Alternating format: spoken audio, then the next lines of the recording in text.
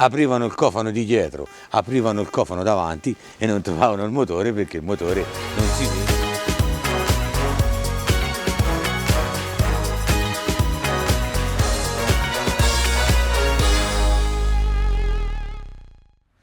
La Porsche Boxster a me piace tantissimo perché riprende le linee, diciamo, delle Porsche degli anni 50-60. Negli anni 90, inizi anni 90, la Porsche attraversava un periodo un po', diciamo, strano, un po' di crisi come tante case automobilistiche di quel livello, Maserati, Ferrari, perché c'erano dei profondi cambiamenti, c'erano delle auto berline che avevano prestazioni quante una super sportiva e la clientela stava andando in una certa direzione e allora la Porsche pensò di proporre, visto che veniva da due Porsche 924 e 944 che non erano proprio piaciute tantissimo, voleva fare una Porsche un pochino sotto la 911, però che conservasse motore, insomma, prestazioni anche se un po' inferiori e stile di guida che si avvicinassero alla 911 e soprattutto con una linea bella. Il motore è di derivazione 911 con cilindrata ridotta a 2005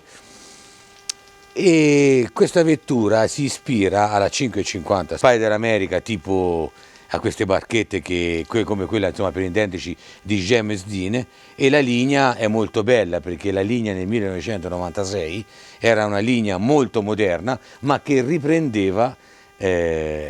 stilemmi degli anni 50-60. Dopo il 1996, dopo 2 o 3 anni, è uscita anche la cilindrata 2.7 perché questa era considerata un motore un pochino, diciamo, non brillantissimo, che anche se secondo me la macchina è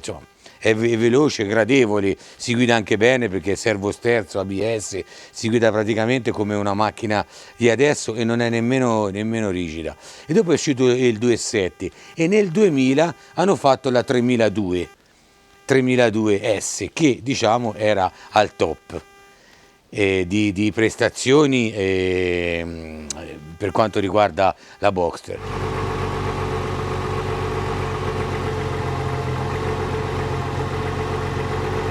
Poi ci sono successi degli aneddoti su questa macchina quando è uscita, perché la macchina ha il motore centrale, e qui il motore